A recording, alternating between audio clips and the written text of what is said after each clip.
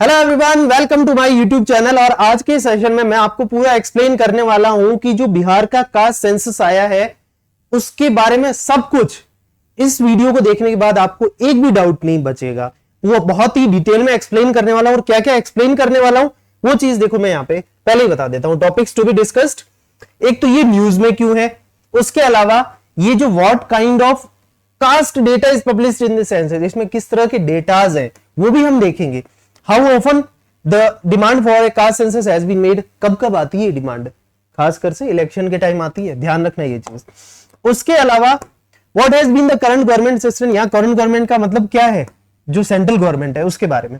What are the key findings of the Bihar caste survey, उसमें क्या क्या हमें डेटाज मिले हैं, उसको कैसे इन्फर करना है वो सारा। What is the significance of the Bihar caste survey finding, उसकी सिग्निफिकेंस, उसका महत्व क्या है, उसका मतलब क्या है। देखो ये सारी चीजें भले इंग्लिश में हो, मैं आपको सारा हिंदी में एक्सप्लेन करूंगा, तो आपको इंग्लिश में भी मिल जाएगा और हिंदी में भी, इंग्लिश रहेगा हमारा, ठीक है। तो ये सिग्निफिकेंस हो गया। उसके बाद व्हाई इट वाज चैलेंज, ये जो है चैलेंज भी हुआ था कोर्ट में अप्रैल में, फिर 3 महीने बाद हटा भी दिया था, खैर वो अलग बात है, ठीक है। तो ये क्यों चैलेंज हुआ, कारण क्या था, लीगैलिटी क्या है, और उसके बाद मैं आपको सवाल भी दूंगा कि आपको यूपीएससी सिविल सर्विसेज मेंस, आपका जो बिहार पब्लिक सर्विस का मेंस का एग्जाम होगा उसमें किस तरीके से सवाल आएगा, इस पे क्या होगा और आपको कैसे आंसर देना। और ये देखने के बाद आप इसे नोट्स बना लेना, आपको कोई टॉपिक इससे बाहर नहीं रहेगा। उसके अलावा objective type like SSC CUET में इससे क्या बन सकते हैं वो सारा एक्सप्लेन करने वाले हैं, ठीक है। और उसके अलावा हॉट टॉपिक है, आपको पता भी होना चाहिए भाई ये क्या है, इस पे पॉलिटिक्स इतनी क्यों हो रही है, क्या चीज है, क्योंकि हम इतना आजकल इसको न्यूज में देख रहे हैं। स्टार्ट करते हैं हमारा ये topic, why it was in news. तो ये जो है कल 2 अक्टूबर गांधी जयंती पे बिहार की गवर्नमेंट ने इस कास्ट सेंसस डेटा को रिलीज किया, जिसको ये सर्वे कह रहे हैं एक तरह से, राइट। तो इसमें जो है ओबीसीज के जो डेटा है वो भी आए हैं, ईबीसीज जो एक्सट्रीमली बैकवर्ड क्लास है उसके बारे में भी। जनरली क्या है कि कुछ स्टेट में होता है ये ईबीसी की कास्ट, जैसे राजस्थान के अंदर एमबीसी करके मोस्ट बैकवर्ड, तो ऐसे करके एक और सब क्लास भी होती है ओबीसी के अंदर, उसको कहते हैं एक्सट्रीमली बैकवर्ड क्लास, ठीक है। तो इनका डेटा आया तो पता पड़ा है कि भाई साहब ये कैटेगरी मिला के 63% है, और जनरल कितना है पता है बिहार के अंदर, सिर्फ 15%। ओबीसी, एससी, एसटी और ये जो है एक्सट्रीमली बैकवर्ड क्लास और ओबीसी, ये सारा मिला के 85% हो रहा है। आप अब चीजों को समझ रहे हो, आप गूगल करोगे या आप कोई भी इंडेक्स वगैरह अपना इंडिया का देखते हो कि भाई हेल्थ जो है पुअर है बिहार के अंदर, एजुकेशन में, लिटरेसी में पीछे है, ठीक है, डेवलपमेंट में। अब आपको चीजें समझ आ रही है ये सब क्यों है। देखो इस पे मैं कोई पॉलिटिक्स नहीं करना चाहता, आप ये चीजों को समझो। 85% ऐसे लोग हैं जो कि बैकवर्ड क्लास से बिलोंग करते हैं बिहार के अंदर। बैकवर्ड क्लास का मतलब समझते हो, जिनके पास ना सोशल है ना इकोनॉमिकल कुछ है, सोशियो इकोनॉमिकली वो जो है डिसएडवांटेज स्टेट पे है। उनके साथ डिस्क्रिमिनेशन 2000 साल पहले भी हुआ था और आज भी उनके पास इतनी एजुकेशन नहीं है भाई वहां पे। इसलिए जब पढ़े लिखे लोग वहां कम है, ऐसा नहीं है कि अभी भी वैसे ही है, धीरे धीरे स्टेट चेंज हो रहा है, ये लोग भी, इनको शिक्षा का अधिकार मिल रहा है, गवर्नमेंट की काफी ऐसी चीजें, स्कीम्स है, वेलफेयर स्कीम्स, जिससे ये आगे बढ़ रहे। तो ऐसा नहीं रहेगा कि ये बिहार हमेशा पीछे ही रहेगा, आगे आएगा। जैसे पहले नालंदा के टाइम था, बिहार जो है एक एजुकेशन हब हुआ करता था किसी जमाने में, तो धीरे धीरे सबका टाइम आता है। जैसे देखा होगा कोटा में बंसल क्लासेस का टाइम था किसी टाइम पे, आज बंद हो गया, दूसरे कोचिंग का भी टाइम आया। तो वैसे ही होप एक दिन होगा, क्योंकि हमने देखा था सबसे ज्यादा आईएएस ऑफिसर कहां से निकलते थे, बिहार से। दिमाग है उनके पास, एजुकेशन की कमी थी तो वो धीरे धीरे पेनिट्रेशन हो रहा है, स्कूल्स ओपन हो रही है, लोग अवेयर हो रहे हैं, फ्री एजुकेशन मिल रही है आरटीई के तहत, राइट। तो काफी चीजें हो रही है, धीरे धीरे एम्प्लॉयमेंट अपॉर्चुनिटीज बढ़ रही है, तो धीरे धीरे जो है डेवलपमेंट भी होगा। तो अब आप ये चीज समझ रहे हो कि इंडेक्स में बिहार पीछे क्यों आता था। 85% पीपल जो है बैकवर्ड कैटेगरी में, जिनके पास रिसोर्सेज नहीं है, एजुकेशन नहीं है, तो फिर इसलिए ये रीजन था। तो ये चीज अब ऐसे इन सेंसस से पता पड़ रही है हमें, राइट। तो अभी कमेंट बॉक्स में ये मेरे ऊपर ये आरोप मत लगाना कि तुमने ये कैसे बोल दिया, तुमने हमारी सरकार के, मोदी जी के खिलाफ कैसे बोल दिया। भाई मैं किसी के अगेंस्ट में नहीं हूं, ना राहुल गांधी ना मोदी जी किसी के अगेंस्ट में नहीं हूं, ना नीतीश कुमार किसी के अगेंस्ट में नहीं हूं। मैं अपना ओपिनियन रखूंगा, आप लोग खुद जज करना मैंने किस सेंस में बोला है, क्या बोला है। सारे लीडर अच्छे हैं, देखो बुरा कोई नहीं होता है, ठीक है। हर कोई अपनी पार्टी के हित में अगर कुछ करता है तो वो ठीक है, उसकी अपनी अलग पॉलिटिक्स है। एक दो वर्ड होते हैं यहां पे, मैं इसको स्टार्ट करने से पहले बोलूंगा। एक होता है एजुकेटेड पर्सन और एक होता है लिटरेट पर्सन। दोनों में डिफरेंस क्या है पता है? लिटरेट होता है साक्षर। हम सब जो ये वीडियो देख रहे हैं वो सब हम लिटरेट है, हम सब पढ़े लिखे, साक्षर है, हम पढ़ सकते हैं, लिख सकते हैं, राइट। एजुकेटेड का मतलब वो होता है कि जो लिटरेट भी है लेकिन चीजों को रैशनली समझता है, उन पे दिमाग लगाता है, अपनी खुद की थिंकिंग लगाता है, थॉट लगाता है और एक सही वे में उसको सोचता है। जैसे मैं बात करूं ये हमारी होगी सती प्रथा, ठीक है। सती प्रथा को पहले सही माना जाता था किसी जमाने में 19वीं शताब्दी में, फिर बाद में उसको बैन किया गया क्योंकि लोगों को रियलाइज होने लगा कि भाई ये चीज गलत है। तो एक तरह से आपने देखा होगा एथिकली ये सही था उस वक्त, मतलब सोसाइटी के अकॉर्डिंग जो सही है वो एथिकल वैल्यूज और मॉरल वैल्यूज जो कि खुद की वैल्यूज, तो लोगों की बाद में ये गलत है, तो वो जो मॉरल वैल्यू थी वो एथिकल से ऊपर गई और उसके बाद वो एक एथिकल वैल्यू बनी। समझ रहे हो ये चीज को? तो वो सती प्रथा बंद हुई इस तरीके से। तो आप चीजों को समझना ऐसे। तो एजुकेटेड का मतलब ये होता है कि जो चीजों को सोच के करे, ये नहीं कि ब्लाइंड भेड़ चाल चल रहे हैं। चलिए अब टॉपिक पे आते हैं।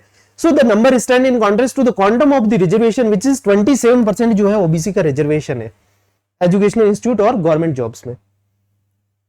What kind of caste data is published in this census?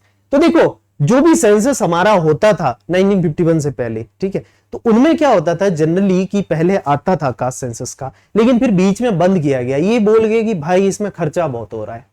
यही चीज यहां लिखी है। From 1951 2011 has publish data on schedule caste, schedule tribe, ठीक है। ये यहां पे अभी 2021 में तो हुआ भी नहीं, कोविड के चक्कर में बंद हो गया है ना, और अभी तक पता नहीं कब होगा, हमें नहीं पता। तो अभी 2011 तक जो हमारा आ रहा है उसमें सिर्फ एससी और एसटी का ही आ रहा है, ओबीसी का नहीं आ रहा है। ये चीज ध्यान रखना है ना। ये 1931 तक आया था और उसके बाद क्या हुआ, जैसे यहाँ पे एक सेंसस कमिश्नर थे, ठीक है, MWM, ये नाम हम छोड़ो ये सब, ठीक है।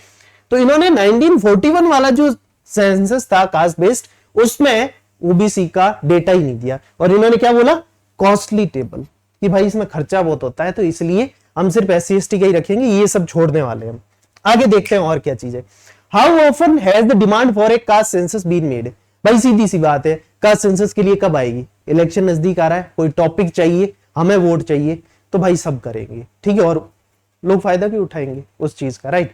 तो ये चीजें, तो इसमें क्या है, it comes up before almost every census, और सेंसस से पहले भी आता है कि अब जनगणना हो रही है, तो सीधी सी बात है कि हम डिमांड उठाते हैं। और जो सही भी यार, देखो आपको पता पड़ेगा कि कितने लोग बैकवर्ड कैटेगरी में हैं, तभी आप जो है उस अकॉर्डिंग पॉलिसीज और जो स्कीम्स है वो बना पाओगे और टारगेट ऑडियंस को टारगेट करोगे और उनका जो सोशियो इकोनॉमिक अभी जिस पोजीशन पे है आप अपलिफ्ट कर पाओगे। सही कह रहा हूं, right.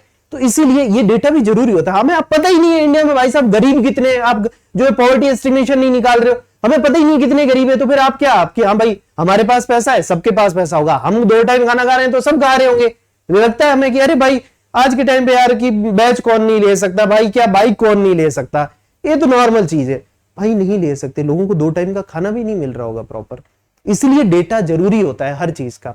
It comes up before every census. Records of debate and questions raised in the parliament showed the demand usually comes from among the belonging to OBC and other deprived sections. तो ये OBC और जो deprived sections है वो parliament में ये demand उठाते हैं, while sections from the upper caste oppose the idea. भाई देखो ये जो सारे मैं लेके आया हूं फाइंडिंग्स, ये है हमारे इंडियन एक्सप्रेस से। तो ये जो आपको फाइंडिंग्स दिखाई दे रही है ये इंडियन एक्सप्रेस की है। अब इस पे मैं आता हूं, ये जो लाइन, इस पे काफी कमेंट में हो सकता है पंगे हो जाए मेरे साथ, तो इसी को मैं एक्सप्लेन करने वाला हूं कि देखो sections from upper caste oppose the idea, ये चीज हुई है, लेकिन हम इसको जनरलाइज नहीं कर सकते कि भाई सारे अपर कास्ट वाले ऐसे होते नहीं। आपने देखा होगा आजादी के टाइम भी काफी अपर कास्ट लोग थे जिन्होंने हरिजन मूवमेंट उठाया, उनके दलितों के उत्थान के लिए भी आवाज उठाई, उनकी एजुकेशन के लिए, उनकी इक्वालिटी के लिए, अनटचेबिलिटी के एबोलिशन के लिए भी ये चीज बोली और उसको फिर कॉन्स्टिट्यूशन में भी लाया गया, राइट। तो ऐसा नहीं है कि सारे अपर कास्ट ऐसे होते हैं, लेकिन काफी ऐसे भी होते हैं जो नहीं चाहते कि भाई गरीब आगे बढ़े, बैकवर्ड लोग आगे बढ़े। तभी तो 2000 साल से इन जो ओबीसी SC ST के साथ डिस्क्रिमिनेशन हुआ, उनको एजुकेशन से वंचित रखा गया, रोजगार से वंचित रखा गया। भाई आप ये काम नहीं कर सकते। जैसे BR अम्बेडकर जी थे, उनको रेंट पे कमरा नहीं मिलता था, जहां भी वो जाते थे, खाना नहीं, पीना नहीं, बाहर बैठो क्लासरूम में दूसरों के साथ नहीं बैठ सकते, जो मटका होता है पानी पीने का वो सेम यूज नहीं कर सकते, आप कुआं यूज नहीं कर सकते सेम कि भाई तुम दलित लोग हो, तुम अलग रहो, बैकवर्ड हो, तुम अलग रहो। ये चीज होती थी लोगों के साथ। मैं मेरे एरिया की बात बताता हूं, आज से 1 साल या 2 साल पहले की बात है आई गेस, राइट, 1 या 2 साल पहले की। जालोर डिस्ट्रिक्ट के अंदर आप गूगल कर लेना, एक छोटा सा बच्चा था 5 साल का, उसको उसके टीचर ने थप्पड़ मारा यहां जोर से और उसके कान की नस वगैरह फट गई। वो 15 दिन तक अहमदाबाद हॉस्पिटल में एडमिट भी रहा, शायद उदयपुर में रहा पहले और फिर अहमदाबाद, और वो बच्चा मर गया। फाइंडिंग्स क्या आई कि भाई उस टीचर ने, बाकी बच्चों का ये कहना था कि उस टीचर ने ये कहा कि तुमने मेरे मटके में से पानी क्यों पी लिया, और वो एक अपर कास्ट का था, बच्चा एक लोअर कास्ट का था, दलित था, मारा उसको। ठीक है, अब बाद में लोग ये बोल रहे हैं कि भाई नहीं ये तो नहीं वो तो यूं बच्चा बदमाशी कर रहा था। भाई मैं मेरे एरिया को क्लियर जानता हूं, चलो मैं भी अगर बायस लग रहा हूं तो आप है ना न्यूज में अगर प्रॉपर देखोगे गूगल करके, तो जो राजस्थान के एक एक्स एडिशनल डीजीपी थे वो उस जालोर डिस्ट्रिक्ट के सुपरिटेंडेंट ऑफ पुलिस रह चुके हैं, एसपी रह चुके हैं, और उन्होंने क्लियर कहा कि भाई मैं जब उस एरिया का, उस डिस्ट्रिक्ट का एसपी था, तब ये ऐसे केस रोज आते थे, डेली आते थे। और ये मैं खुद मानता हूं ये ऐसा होता है, आज भी होता है उस एरिया में जहां पे एजुकेशन कमी। ये देखो ये कहां पर होता है, जनरली वहां होता है रूरल एरियाज में जहां प्रॉपर एजुकेशन की कमी है, लोग आज भी उसी माइंडसेट में जीते हैं।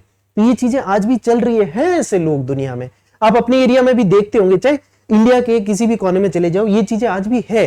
तो कुछ लोग ऐसे, लेकिन आप जनरलाइज नहीं कर सकते कि भाई सारे ऐसे नहीं, कुछ अच्छे लोग भी होते हैं और कुछ बुरे लोग भी होते हैं। जैसे देखो ओबीसी एससी एसटी में भी कुछ बुरे लोग भी होते हैं, मैं भी मानता हूं, तो वो आप जो है कास्ट के बेसिस पे नहीं मान सकते। लेकिन यहां पे जो अपोज था वो इनकी तरफ से आता था, ओबीसी वाला खुद को ही क्यों अपोज करेगा भाई डेटा का, राइट। चलिए, how has been the current government system, जो सेंट्रल गवर्नमेंट है उन्होंने लोकसभा में 2021 में क्या बोला है, has decided as a matter of policy not to enumerate caste wise population other than SC and ST. Central government का क्लियर स्टैंड है कि नहीं भाई हम एससी एसटी के अलावा और किसी का डेटा नहीं निकालेंगे।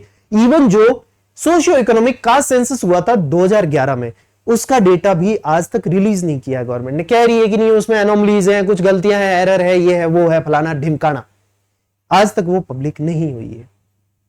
ठीक है, उसके अलावा अभी जैसे रोहिणी कमीशन था कि ओबीसी का सब कैटेगराइजेशन, उस पर भी उन्होंने अपनी रिपोर्ट अभी जुलाई में सबमिट कर दी थी, काफी उसको एक्सटेंड करते गए और फाइनली उन्होंने सबमिट की। वो डेटा भी अभी तक गवर्नमेंट ने पब्लिक नहीं किया है, आई डोंट नो व्हाई, देखते हैं। तो ये इस गवर्नमेंट का स्टैंड है फिलहाल। अब जो की फाइंडिंग क्या है इस बिहार जो कास्ट सेंसस जो हमारा सर्वे डेटा है उसमें क्या, ये मैं थोड़ा एक ना फोटोग्राफ के थ्रू दिखाता हूं, अगर क्लियर दिख रहा है तो बताना, नहीं तो कोई नहीं। टोटल पॉपुलेशन अभी कितनी है इनके अकॉर्डिंग, 13.07 करोड़। कितना है 30। आपसे सवाल ये आ सकता है बिहार पीएससी वगैरह इनमें कितना है, तो 13 करोड़, जबकि करीब करीब 10.5 करोड़ थी 2011 के सेंसस में, तो करीब 3 करोड़ पॉपुलेशन 13 साल में या 12 साल में बढ़ गई है। ठीक है, उसके अलावा जो एक्सट्रीमली बैकवर्ड क्लास है वो हमारा कितना है, 36% है एक्सट्रीमली बैकवर्ड, और जो ओबीसी है वो 27.1% है। आप इन दोनों को ऐड करोगे ना तो ये आपका आ जाएगा अराउंड 63%।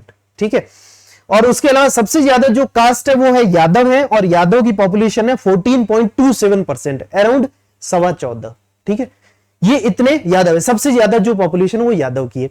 उसके अलावा हम इस ग्राफ से देखें तो बैकवर्ड क्लास ये रहा 27.1%, 27.1, और extremely backward class 36, again OBC का 27.1। ये डेटा आपको जो बिहार पब्लिक सर्विस वाले हैं उनके लिए याद रखना, इवन जो यूपीएससी का भी दे रहे हैं उनमें। देखो यार, मैं जब विजन आईएएस में कॉपी चेक करता था मेंस की स्टूडेंट्स की, तो हमें जैसे एक ये कोई बच्चा लिख रहा है कि भाई मैक्सिमम जो है पॉपुलेशन कि भाई इस कैटेगरी थी, एक बंदा यूज कर रहा है मैक्सिमम, एक बंदा यूज कर रहा है 36%, तो मैं किसको ज्यादा नंबर देता, जिसने डेटा की भाई इसको डेटा भी पता है। एक रैंडम लिख रहा है कि भाई ये मतलब जो इन जनरल लिख रहा है कि भाई मैक्सिमम पॉपुलेशन की, उसमें और एक परसेंटेज में फर्क है। तो आप परसेंटेज याद रखोगे तो आपको एग्जाम में ये चीजें हेल्प करेगी।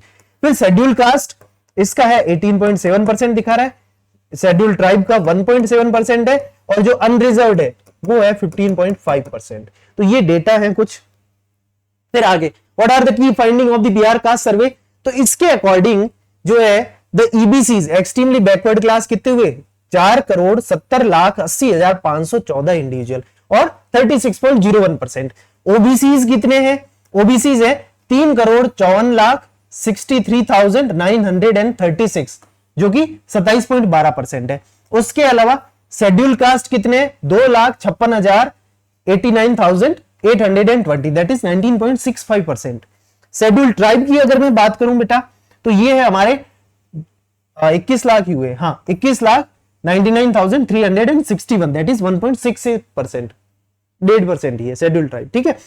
The bulk of tribal population having become part of Jharkhand after the bifurcation. अभी वो पहले यहाँ पे काफी था, बट आपको याद होगा 2000 में उत्तराखंड, झारखंड, छत्तीसगढ़ ये अलग बने थे, तो झारखंड में मैक्सिमम ट्राइबल पॉपुलेशन चली गई थी, इसीलिए यहाँ पे ट्राइबल पॉपुलेशन कम है। और उसके अलावा द अनरिजर्व्ड कैटेगरी, जिनको रिजर्वेशन नहीं है, पर अब तो खैर ईडब्ल्यूएस में आ चुके हैं, तो कुछ ईडब्ल्यूएस के भी पार्ट है, और जो रिजर्वेशन जरूरी भी था यार। देखो गरीबी ये देख के नहीं आती कि भाई ये एससी है, ये एसटी है, ये ओबीसी है, या ये बीसी है। ब्राह्मण को भी आ सकती है, राजपूत को भी आ सकती है, या किसी भी जो कैटेगरी आप जैसे गुप्ता वगैरह किसी को मानो, किसी में भी आ सकती है। तो इसीलिए भी ईडब्ल्यूएस का रिजर्वेशन दिया गया, जो कि ठीक भी है, राइट। तो ये कितने 15.52% है, दैट इज 2 करोड़ और 2 लाख समथिंग। फिर उसके अलावा बिहार की पॉपुलेशन इतनी बताई है, ये कंपेयर टू ये 2011 में इतनी थी। हिंदू कितने हैं वहां पे, हिंदू आपके हो गए अराउंड 82%, ठीक है। मुस्लिम्स कितने हैं 17.72%। उसके अलावा ये टोटल मिला के आपका 99 पॉइंट समथिंग हो गया। तो आप सीधी सी बात है देखो कि ये तो कुछ आधा % ही होंगे, बुद्धिस्ट, क्रिश्चियन, सिख हो गए, जैन और अदर रिलीजियंस, ठीक है। तो ये सारे जूस वगैरह अगर वहां है तो फिर ये जो इसमें नंबर्स वगैरह आपको दिए देख सकते हो आप चाहो तो। ओबीसी कि भाई इसमें यादव ये 14.26, एससी में भी ये कास्ट सारी दी हुई है, ये जनरल है, ये सारा जो सोर्स है इंडियन एक्सप्रेस है, तो आप और देख सकते हो वहां पे ईबीसी के अंदर सारी कास्ट वगैरह दी हुई है, ठीक है। तो ये जैसे इसका मैक्सिमम है तेली का, है ना। फिर रिलीजन वाइज ये सारा डेटा दिया। थर्ड जेंडर 0.0006%, ठीक है, दैट इज ट्रांसजेंडर। चलिए आगे देखते हैं what is the significance of Bihar caste survey finding, जो कि बहुत इंपॉर्टेंट है। क्या है इसका, एक तो पॉलिटिक्स ऑफ आइडेंटिटी। अब इसमें पॉलिटिक्स भी होगी कि भाई अच्छा ओबीसी ज्यादा है, 85% जो है बैकवर्ड क्लास है, तो अब मतलब ओबीसी कितना हुआ 27 था, तो बैकवर्ड क्लास कितना हुआ 85%, तो हमें इनको टारगेट करना है। हर पॉलिटिकल पार्टी जुटेगी कि भाई हमें इनके लिए वेलफेयर, ये वादे करेंगे, वो वादे करेंगे, कई वादे पूरे भी होंगे, कई बड़े बड़े वादे भी करेंगे, मतलब टारगेट होगा, तो पॉलिटिक्स होगी उस चीज पे भाई, तो फायदा मिलेगा इनडायरेक्टली, राइट। पॉलिटिक्स वाली करे, अपने को फायदे से मतलब है, फायदा मिलेगा, that's it. The result of the caste survey in Bihar could present the JDU RJD, जो कि वहां पे भी आरजेडी और जेडीयू की गवर्नमेंट है, with an opportunity for renewed backward class mobilisation. The opposition, जो कि इंडिया एक नया अलायंस बनाया था ना, हमने देखा था, could use the survey to pressure the BJP to hold a nationwide caste census in the coming day. अब इस पे क्या होगा, जो ओपोजिशन अलायंस बनाया था इंडिया वाला, सारी ओपोजिशन पार्टीज ने मिलकर वो प्रेशर बनाएंगे सेंट्रल गवर्नमेंट पे कि भाई पूरे नेशन में तुम लोग जो है एक कास्ट सेंसस कराओ जिसमें ओबीसी का डेटा भी हो, राइट। जो मंडल कमीशन बना था ओबीसी के लिए 93 में, जिसने अपनी रिपोर्ट दी थी, उसने एस्टिमेट कितना किया था पता है, 52% ओबीसी पॉपुलेशन उस समय की थी कि इंडिया में 52% ओबीसी पॉपुलेशन है और रिजर्वेशन ओबीसी को 27% है, राइट। तो इससे जो है एक और जो नेशन वाइड कास्ट सेंसस की डिमांड उठेगी, दूसरे स्टेटों में भी उठेगी, दूसरे स्टेट के चीफ मिनिस्टर बोलेंगे ठीक है हम भी करेंगे, हम भी करेंगे, हम भी करेंगे, ठीक है। The survey result will amplify the claimer for increasing the OBC Kota beyond 27%। अब ओबीसी बोलेंगे हमें रिजर्वेशन बढ़ाओ, हमारी पॉपुलेशन ज्यादा है, point for a quota within quota for EBC. और उसके अंदर भी एक कोटा, जैसे राजस्थान में क्या होता है 27% कोटा, पहले की बात है कि ओबीसी का था, उसमें से 6% जो है एमबीसी का हो गया, लाइक, है ना। तो वो कोटा के अंदर भी कोटा, तो वो चीज भी डिमांड उठेगी, ईबीसी बोलेंगे हमें और कोटा दो अंदर। द रोहिणी कमीशन, जो कि यानी कि इस पे सब कैटेगराइजेशन जो मैंने अभी बताया था ना, 2017 में उन्होंने स्टार्ट किया था प्रोसेस, जो कि अभी कंप्लीट हुआ था, है ना। तो द बिहार सर्वे में well push other state to carry out similar exercise. तो इसका सिग्निफिकेंस इंपैक्ट क्या होगा, दूसरों में भी स्टेट में भी ऐसे सेंसस आएंगे और उनका रिजल्ट फिर हमारे सामने आएगा कि भाई क्या हो सकता है क्या नहीं, उस पे पॉलिसीज स्कीम्स उस हिसाब से बनाई जाएगी, तो एक बॉटम अप अप्रोच भी उसमें यूजफुल रहेगी, right. The survey data will also reopen the long-standing debate over the 50% ceiling on reservation. Supreme Court ने जो Indira Sawhney versus Union of India case 1992 में ये कहा कि भाई 50% से ज्यादा रिजर्वेशन नहीं हो सकता, 50% सीट जो है ओपन रहेगी जनरल के लिए, उसमें एससी एसटी ओबीसी जनरल कोई भी आ सकता है, राइट।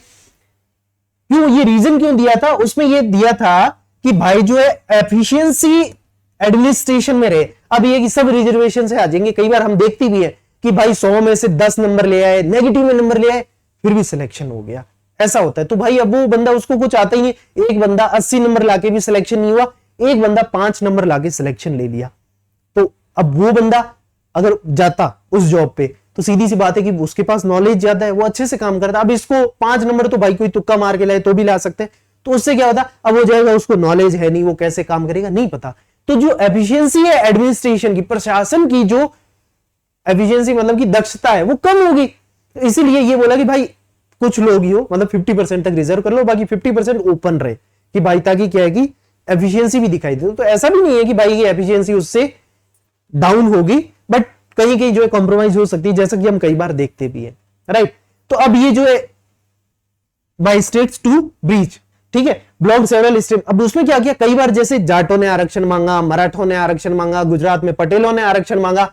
सुप्रीम कोर्ट ने क्या बोला, नहीं भाई 50% की सीलिंग है, हम आपको रिजर्वेशन नहीं दे सकते, क्योंकि 50% से ऊपर नहीं हो सकता। और वो अलग से अपना रिजर्वेशन डिमांड कर रहे थे, मराठा हुए, जाट हुए या पटेल हुए, काफी ऐसे कैटेगरीज थी। तो अब देखते हैं आगे कि अब क्या होने वाला है। तो मंडल कमीशन, ठीक है, 1980 में, ठीक है, अपनी रिपोर्ट बनाई थी, put the share of the OBC population. तब उन्होंने कहा था कितना, 52% बोला था। जैसा कि मैंने आपको बताया था कि भाई उस समय जो है कंट्री में ओबीसी की पॉपुलेशन 52% थी। OBCs have long argued that even with the reservation the so called forward caste have cornered a disproportionately large share of government jobs in comparison to other population. ये हुआ ही क्योंकि काफी सारी सीटें खाली भी रह जाती थी, कई बार ऐसा हुआ भी था। और तो उसमें अब सीधी सी बात है कि दूसरी कैटेगरी के जो जनरल में ओपन में थे तो वो लोग लेके गए, ऐसा हुआ भी है, मैं मानता हूं ये चीज कई बार हुआ है ऐसा, क्योंकि अब लोग ही नहीं है उस कैटेगरी, क्योंकि इतने एजुकेशन ही नहीं था बैकवर्ड कास्ट में। चलिए अब ग्राउंड क्या है चैलेंज का, इसको चैलेंज किया गया था, क्या ग्राउंड पे किया गया होगा। एक तो ये बोला कि भाई प्राइवेसी के अगेंस्ट है, दूसरा ये बोला कि जो सेंसस है वो हमारे कॉन्स्टिट्यूशन का जो शेड्यूल 7 है उसमें यूनियन लिस्ट में आता है, ना कि कॉन्करेंट लिस्ट या स्टेट लिस्ट में। तो एक स्टेट कभी भी जनगणना या सेंसस नहीं करवा सकता, संघ वाली सूची में है वो लिखा हुआ एंट्री नंबर 69 में। तो क्या है भाई, क्यों चैलेंज हुआ और फिर उसका तोड़ क्या निकाला और कोर्ट ने क्या बोला है वो देखते हैं। तो ये जो है इसके सेकंड फेज जब बिगिन हुआ अप्रैल 15 को, तो पटना हाईकोर्ट ने इस पे स्टे लगा दिया। फिर मई में क्या हुआ, saying the state was not competent to conduct the caste survey. क्यों भाई, क्योंकि ये जो सर्वे है या सेंसस होता है वो सिर्फ सेंट्रल गवर्नमेंट करवा सकती है, स्टेट गवर्नमेंट नहीं। Around 3 months later, the same court termed the survey perfectly valid. Here is a look at why it was challenged and why the Patna High Court ultimately upheld it. Court ने क्या बोला फिर Patna high court ने, the caste survey was challenged under 2 significant ground. पहला तो कि fundamental right to privacy, ये एक जो है फंडामेंटल राइट है हमारा, आपको पता होगा राइट टू प्राइवेसी, ठीक है, राइट टू प्राइवेसी हमारा फंडामेंटल राइट है, तो उसका वायलेशन हो रहा है निजता का, है ना। तो ये जो है एक्चुअली क्या हुआ था कि आधार कार्ड वगैरह उसके टाइम पे काफी चला था, अगर आपको याद हो तो अराउंड ये बात होगी अपनी 2017 की। हाँ, ये जो बात है हमारी कब की है, 2017 की बात है, जब ये आर्टिकल 21 के अंदर जो है राइट टू प्राइवेसी भी ऐड किया गया था सुप्रीम कोर्ट ने। वह ये था कि भाई आधार कार्ड में क्या होता है, आपके थंब इंप्रेशन वगैरह, उंगलियों वगैरह, सबका आंखों का रेटिनल वगैरह सब कुछ ले लेते हैं, सारा डेटा ले लेते हैं। तो एक तरह से राइट टू प्राइवेसी का हाना नहीं है, लेकिन सरकार का ये कहना है कि नहीं हम इसको यूज करेंगे वेलफेयर स्कीम्स में, हम कौन सा इसको लीक कर रहे हैं या उसका हम फायदा उठाएंगे, नहीं, हम उसको जो है टारगेट करेंगे कि भाई किन किन को हेल्प चाहिए, किन को डीबीटी मतलब डायरेक्ट बेनिफिट ट्रांसफर चाहिए। डायरेक्ट बेनिफिट ट्रांसफर का मतलब ये कि हम अकाउंट में पैसा देंगे नरेगा जैसी स्कीम्स में जैम के थ्रू। जैम क्या है, जनधन, ठीक है, ये जनधन योजना जो कि जनधन अकाउंट खुलवाए थे, आपको पता हो तो, है ना। ये आपका हो गया आधार और ये हो गया मोबाइल, कि जनधन आधार, जनधन अकाउंट को आधार से लिंक करेंगे और वो जो आधार जिस मोबाइल वगैरह इनसे लिंक है, ये उस मोबाइल में हम पैसा डालेंगे, डायरेक्ट बेनिफिट ट्रांसफर, डायरेक्टली आपके अकाउंट में पैसा आएगा, ताकि बीच में कोई कमीशन ना खा पाए कोई भी अधिकारी वगैरह, कुछ भी आपने काम किया नरेगा में, आपके खाते में पैसे आ गए, समझ गए। तो ये एक तो राइट टू प्राइवेसी का हनन। दूसरा, स्टेट के पास कोई पावर नहीं है सर्वे करवाने का, उसको हम थोड़ा डिटेल में देखते हैं, जो कि मैंने ऑलरेडी बता दिया। पहला प्राइवेसी वाला आर्ग्यूमेंट अभी जो मैंने बताया ठीक है, saying the right to privacy of those being surveyed will be influenced due to the queries concerning their religion, caste and monthly income। अब उनसे ये सारा पूछोगे तो उनकी राइट टू प्राइवेसी चली गई। ये भी बात सही है, उनकी प्राइवेसी है, उनकी मर्जी हो। तो अब इसमें वापस स्टेट गवर्नमेंट ने क्या जवाब दिया वो सुनो। उन्होंने कहा कि वॉलंटरीली था, मतलब आपकी मर्जी, आप चाहे बताना चाहो तो बताओ, नहीं तो मत बताओ, हमने किसी को फोर्स नहीं किया। But the court referred to the triple requirement test laid down in 2017 Justice K.S. Puttaswamy versus Union of India case, reiterating that permissible restrictions can be imposed on the fundamental right, कि आप जो है मूलभूत अधिकारों पे एक जो है रेस्ट्रिक्शन लगा सकते हो। बेसिस क्या होना चाहिए? इन द स्टेट के लेजिटिमेट इंटरेस्ट पे। स्टेट का इंटरेस्ट यहां पे क्या है? गरीबों की भलाई, जो पिछड़ा वर्ग है उनकी भलाई। Provided they are proportional and reasonable, मतलब कि वो सही हो, उचित हो, यूं नहीं कि हाँ ठीक है इनका डेटा ले लो कर लो, नहीं, पॉलिटिक्स नहीं, सही कारण होना चाहिए। Adding that the disclosure were voluntary, सरकार ने क्या बोला वॉलंटरी है भाई, हमने जबरदस्ती नहीं किया, आप देना चाहो डेटा दो, मरना मत दो, घर कर गए हम, डेटा दे रहे हो तो ठीक है, नहीं तो कोई बात नहीं, जय श्री राम।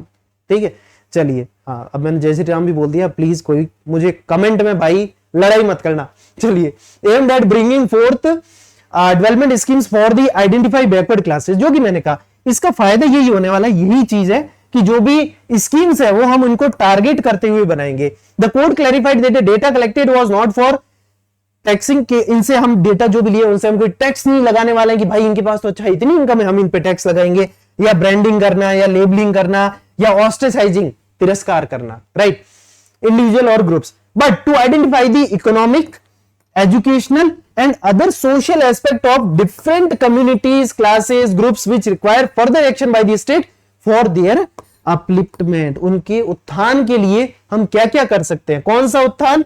इकोनॉमिक, आर्थिक उत्थान, एजुकेशनल, शैक्षिक, और अदर सोशल एस्पेक्ट्स, मतलब कि और जो सामाजिक जो भी मुद्दे होते हैं उनके लिए, राइट। चलिए आगे है competence. The petitioners claim that only the union government could conduct a census. उसने ये बोला कि भाई the legislative and by extension executive powers of the centre and states are divided into 3 list. देखो जो हमारी 7वीं अनुसूची है संविधान के अंदर, उसके अंदर 3 अनुसूचियां, एक तो संघ वाली, एक राज्य वाली और एक कॉन्करेंट। ठीक है, तो जो 7th के अंदर यहां पे और आगे लिखा होगा है ना, एंट्री नंबर 69 जो कि मैंने आपको बताया था, of the union list contain centres exclusive right, ये सिर्फ और सिर्फ केंद्र सरकार का हक है टू कंडक्ट अ सेंसस या जनगणना। The petitioner said they also relied on article 246 अनुच्छेद 246, क्या कहता है, which deals with the parliament's power to exclusively legislate on any of the matters enumerated in list first in the 7th schedule. उन्होंने कहा कि ये सिर्फ और सिर्फ जो है पार्लियामेंट यानी कि संसद का एकाधिकार है, सिर्फ उन्हीं का ही एक्सक्लूसिव अधिकार है लेजिस्लेट, मतलब कि कोई कानून बनाना या कुछ भी करना, any of the matters enumerated in list first. List first मतलब कि संघ वाली सूची के अंदर कोई भी जो मैटर है उनके ऊपर सिर्फ और सिर्फ कानून बना सकता है या कुछ भी संविधान के अंदर कुछ भी कर सकता है, तो वो है सिर्फ केंद्र सरकार या parliament, right. Meanwhile, the Bihar government argued that even in 2011, a caste census was conducted by the center. Socio-economic caste census हुआ, the details of which were not disclosed. अभी तक उसको जो है उसकी डिटेल्स बाहर जो है पब्लिक नहीं की गई है। Under Article 73, which states that the center's power extends to matters on which Parliament has the power to make laws. It also pointed out that entry 45 of concurrent list. Concurrent list क्या होती है बेटा? देखो जो 7वीं अनुसूची है उसमें 3 list है, एक राज्य वाली जिसमें सिर्फ राज्य वाले ही कानून बना सकते हैं, एक संघ वाली है जिसमें सिर्फ संघ वाले, कॉन्करेंट लिस्ट जिसमें दोनों बना सकते हैं, राज्य भी और केंद्र सरकार भी, ठीक है, यूनियन गवर्नमेंट या संघ। Containing subjects over which the both the centre and state can legislate is similar to entry 94 of the union list as both confers power to collect statistics for verifying details to achieve the economic and social planning goals listed under entry 20 of the concurrent list। इसमें entry 20 में clear बोला गया है कि आप ऐसे statistics मतलब data ले सकते हो जो कि फायदा करे उस स्टेट के लोगों को इकोनॉमिक एंड सोशल प्लानिंग के लिए, कि हाँ भाई हमें सोशल प्लानिंग या इकोनॉमिक प्लानिंग करनी है कि हम गरीबों को या बैकवर्ड क्लास को कैसे फायदा पहुंचा सकते हैं, उनके लिए क्या स्कीम बना सकते हैं, राइट। तो ये था in its final order the Patna high court ने ये बोला we find the action of the state to be perfectly valid, ये चीज हो गई, initiated which due with due competence with the legitimate aim of providing development with justice. Very important, ये word ध्यान रखना, ये आपके बहुत ही अच्छा वर्ड है जिसको आप यूपीएससी और बिहार पब्लिक सर्विस कमीशन के मेंस में यूज कर सकते हैं, कभी कहीं बोलने में या इंटरव्यू में भी। डेवलपमेंट विद जस्टिस, डेवलपमेंट मतलब कि विकास करेंगे न्याय के साथ, ऐसा विकास जो सबको न्याय दे। हमारे कॉन्स्टिट्यूशन में आपने देखा होगा लिखा हुआ है प्रियम्बल के अंदर, justice that is political, social and economic, राजनीतिक भी हो, सामाजिक भी हो और आर्थिक भी हो। तो यहां पे उन्हें जस्टिस मिलेगा इस डेवलपमेंट के साथ, इस विकास के साथ उन्हें न्याय मिलेगा। आर्थिक मामलों में कैसे, उनके पास पैसा पहुंचेगा, स्कीम्स होगी, खाने का मिल रहा है या कुछ भी मिला है, जैसे ये नरेगा हो गया, रोजगार गारंटी योजना, तो ऐसा आर्थिक हो गया। सोशल, सोशल में कैसे पैसा आया, पढ़ाई लिखाई की, उनका और समाज में रुतबा बढ़ा, एजुकेशन ली, जॉब ली, सामाजिक उत्थान हुआ उनका, सोसाइटी में और उनका अपलिफ्टमेंट हुआ। तो डेवलपमेंट विद जस्टिस बहुत ही अच्छा वर्ड है कि न्याय, ऐसा विकास जो आपको न्याय दिलाए। ठीक है, विकास तो खूब होते हैं लेकिन ऐसा विकास जो न्याय नहीं दिलाए तो फिर क्या मतलब। तो development with justice proclaimed in the address to both houses and the actual survey to have neither exercise not contemplated any coercion to divulge the details and having pass the test of proportionality. ये है कि भाई ये data हम कहीं और leak नहीं करेंगे, ऐसा कुछ भी नहीं है, तो सही है, इसको यानी कि प्लानिंग के हिसाब से कर रहे हैं तो सही है, कोई दिक्कत नहीं है, बढ़िया है। हाईकोर्ट ने ये कहा है, thus not having violated the right to privacy of the individual, especially since it is in furtherance of the compelling public interest। ये पब्लिक इंटरेस्ट में है, मतलब कि जो आम नागरिक के हित के लिए है, ये सीधी सी बात है, सही भी है, मैं भी सही मानता हूं इस चीज को। Which in effect is a legitimate state interest. ठीक है, लेजिटिमेट स्टेट इंटरेस्ट मतलब इसमें जो है राज्य का हित भी है, क्योंकि राज्य का हित किसमें है, लोगों की भलाई में। सिविल सर्वेंट का काम क्या है, लोगों की भलाई करना। नेताओं का काम क्या है, सरकार का काम क्या है, लोगों की भलाई करना, उनके लिए वेलफेयर स्कीम्स लाना। तो ये सारा हमारा कंप्लीट हो गया है। अब आपके यूपीएससी और बिहार पब्लिक सर्विस कमीशन के लिए भी सवाल क्या बनता है वो आप आंसर लिख लेना, मैंने आपको कंप्लीट नोट्स दे दिए, राइट। बिहार पीएससी मेंस के लिए भी। तो एक तो इसमें सवाल देखो ये बनता है कि कास्ट सेंसस आखिर होता क्या है। ठीक है, उसके बाद देखो यूपीएससी के हिसाब से बताऊं, बहुत बड़ा आंसर हो जाएगा, 250 वर्ड से भी बाहर जाएगा, मैं एडमिट करता हूं, लेकिन आप जो इसमें अकॉर्डिंगली लिख सकते हो। ऐसा सवाल जनरली बनता है यूपीएससी में, क्योंकि मैंने खुद ने भी देखो आईएएस मेंस के पेपर बनाए हैं विजन में, तो मुझे आइडिया।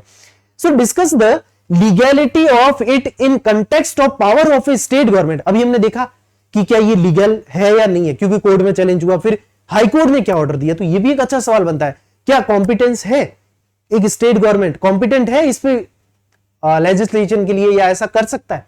फिर एनलिस्ट इट्स सिग्निफिकेंस, इसका सिग्निफिकेंस क्या है कि भाई कहां यूज कर सकते हैं, किस तरीके से यूज कर सकते हैं, इसका लोगों को क्या फायदा मिलेगा, स्कीम्स कैसी बनेगी, क्या बनेगी, स्कीम्स के अलावा क्या होगा कि भाई बाकी जगह भी डिमांड उठेगी, रिजर्वेशन में क्या होगा, काफी सारी चीजें। सिर्फ स्कीम के पर्सपेक्टिव से मत देखो, रिजर्वेशन से, अपलिफ्टमेंट से, पॉलिटिक्स पे, खूब सारा इसका सिग्निफिकेंस एक ब्राइट, एक वाइडर एरिया होगा, राइट। आप वो खुद सोचो, मैंने सारा सब कुछ बता दिया आपको, उसी के अंदर आंसर है, राइट। और आप कमेंट बॉक्स में मुझे बताना कि सिग्निफिकेंस में आप और क्या क्या मानते हो, या जो मैंने बताया उसमें भी आप बता सकते हो, तो आप कमेंट में बताना। How the state can use this survey for socio economic upliftment. ये वर्ड भी देखो मैंने यहां पे यूज किया, जो कि अच्छा है, आप इसको यूज कर सकते हो अपने आंसर राइटिंग में कहीं पे भी। सोशियो इकोनॉमिक अपलिफ्टमेंट, सामाजिक और आर्थिक उत्थान ऑफ द डिसएडवांटेज्ड ग्रुप, ठीक है, जो कि पिछड़े वर्ग है, ऑफ द सोसाइटी। तो उनके लिए कैसे जो है स्टेट, स्टेट का मतलब यहां पे देखो सेंट्रल गवर्नमेंट भी हो सकता है और स्टेट गवर्नमेंट भी। जनरली पॉलिटी में क्या होता है, स्टेट का मतलब होता है कि गवर्नमेंट, राइट। तो ये हम कैसे यूज कर सकते हैं, तो ये सारा इसके बारे में था बेटा। बाकी आपको अगर ये इंफॉर्मेशन सही लगी हो, मजा आया हो और ऐसी और चाहिए, तो आप वीडियो को लाइक कर देना, शेयर कर देना दूसरों के साथ, ताकि उन्हें भी इस चीज का कंप्लीट डिटेल नॉलेज मिले, और चैनल को सब्सक्राइब कर देना, ठीक है। So guys, thank you so much for being with me, love you, take care.